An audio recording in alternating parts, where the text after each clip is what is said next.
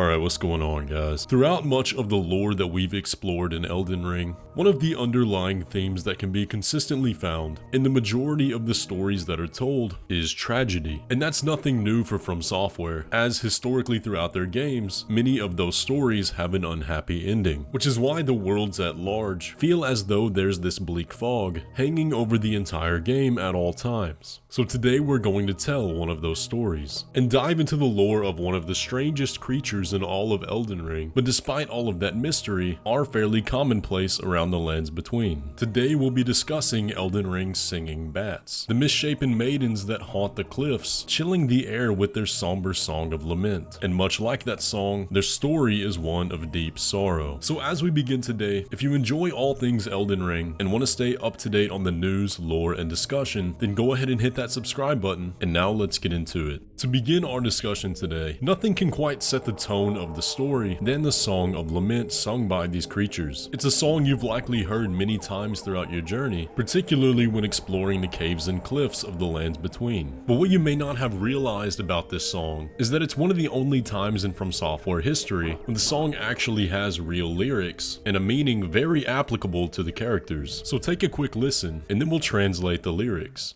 O locus ille, betus quondum nunc deminuit,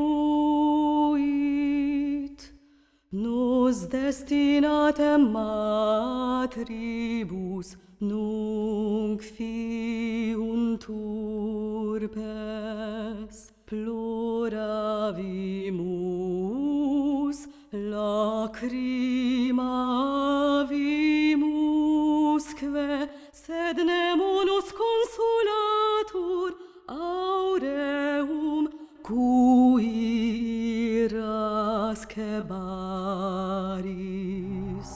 The translation of the song reads as follows. "O that land formerly blessed, now withered. We'd been destined for motherhood, but now have become disfigured. We wailed and wept, Golden One, at whom were you so angry?" So this tells us a few important things about the Singing Bats. Firstly, that they were present and remember a time when the lands between was blessed prior to the Shattering. Secondly, that due to an event, likely the Shattering, they became disfigured into the appearance we now see and lost the ability to become mothers. And finally, they raise the question of, "O Golden One, at whom were you so angry?" And that's a question we'll come back to in a bit. But before we start speculating on the story and drawing any conclusions, let's take a look at the design of these creatures. Commonly around large geolithic structures, the highest concentration of them can be found in the ruin-strewn precipice, alongside many other creatures, including the common bats, the vulgar militiamen, and land octopi. And there is a common theme tying all of those together that we'll come back to shortly. When it comes to appearances, they look to be a winged amalgamation of an old woman and a bat fused together, although with particularly ornate jewelry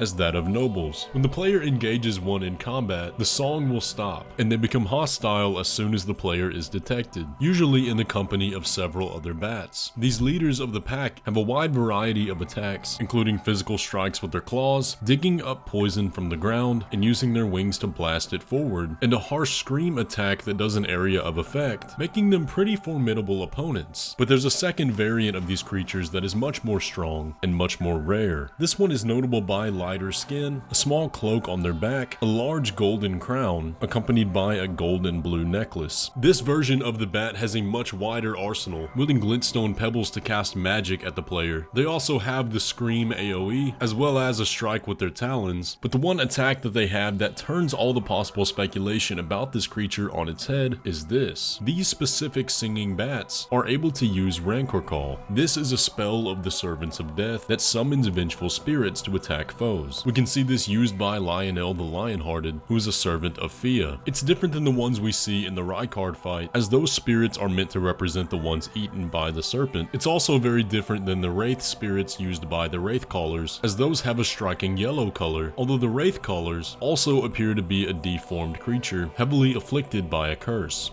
Since there are no item descriptions that directly reference these bats, the best way to go about narrowing down the lore here is to look at the underlying themes that tie all these observations together. Working back to front, we have this Ghost Flame Rancor Call. Now, even though this is a spell of the followers of death, it's not entirely out of place, at least when it comes to the location we can find this variant of the Singing Bat. Remember how I listed all the enemies here in the ruin-strewn precipice? Two of those stick out to me. The first is the Vulgar Militiamen, and the second are the Land Octopi. Both of these creatures have strong ties to the theme of death, as we've discussed at length in other lore videos. The Vulgar Militiamen imbue their weapon with the power of death, and are said to search out death, inhabiting places where warriors have fallen in battle. And the Land Octopi are one of the only aquatic enemies in the game, and aquatic imagery is the way in which the theme of death is communicated, very much so throughout Elden Ring. But for more on that, check out this video here. But what makes that connection fairly striking is the final line in the Song of Lament, Golden One, at whom were you so angry? Now, the term Golden One can refer to a lot of things, as we'll discuss more in a minute, but on topic of all these references to death, the one character who is specifically referred to as the Golden is Godwyn. And when we consider the fact that these singing bats were likely present at a time before the Shattering, before the lands between fell into the crumbled state it now sits, Godwyn would have been a prominent figure during that time, the golden hero in the conflict against the dragons that brought peace to Leyndell. But much like whoever these bats would have been before the Shattering, we know how Godwyn's story ends. But in those lyrics of the song, they reference the anger of the Golden One. And if that Golden One is indeed Godwyn, then do they view the spreading of the Deathroot curse as his anger, perhaps ignorant of the true plot that caused him to take this corrupted state, as many throughout the lands between are? But it's possible that the Golden isn't referencing Godwyn at all. Another likely reference is Marika, which would make sense considering that many in the lands between view her act of shattering the Elden Ring as an act of anger and wrath, and that's communicated through Rodrika's dialogue, where she describes Marika as the god who cursed everyone. But the reference of the Golden One could also very easily be applied to the Elden Ring itself, or even the Erdtree, which is described as the one who extended the blessings on the lands between in a time gone. Even the Greater Will could fall into this category, although I kind of doubt that. But the point is, it's a little bit too ambiguous to say for certain. However, if any of those are what's being referenced in the Song of Lament, then there's an interesting part of Elden Ring's timeline that may describe the history of who these singing bats once were,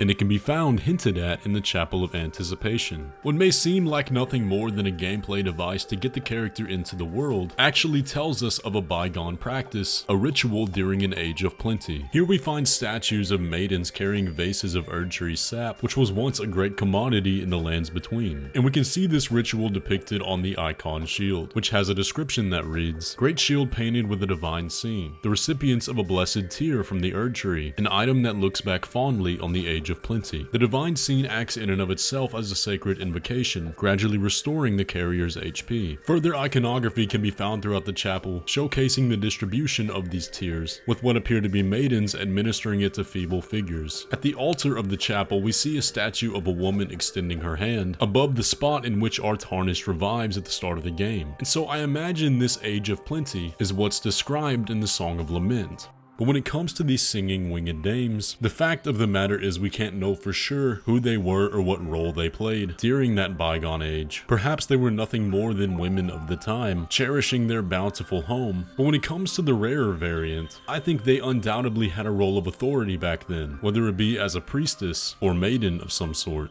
Unfortunately, their crowns and necklace don't match with any other thing I could find in the game. However, the jewels we can see on the crown do look very much like drops of dew to me. And if they were these maidens of the Erdtree who administered this life-giving dew, perhaps like the corruption that consumed them, the spirits they would have once healed are now used to destroy. That's the idea I like to go with, and what makes sense to me. But it is almost entirely speculation, since we have no concrete wording that references them at all. And with the evidence of the Rancor Call, perhaps they could have even been priestess of Godwyn during his time, singing their siren song to deliver even more death. And as another point to that, they do lament over the fact that they can no longer be mothers, and we can see that at the end of Fia's quest, motherhood is one of her major priorities, whether that be metaphorical or not. But although theories are all we have to go off when it comes to these strange characters, those were the connections I could find, and a few ideas extending off those. But I'm curious to hear what you guys think. Who do you think think the singing bats were before their corruption, and is there more to them now than sirens to lure in unaware travelers? But that is going to pretty much do it for today's video. If you did enjoy, be sure to leave a like on it and subscribe if you're new around here. But with all that, I will catch you in the next one.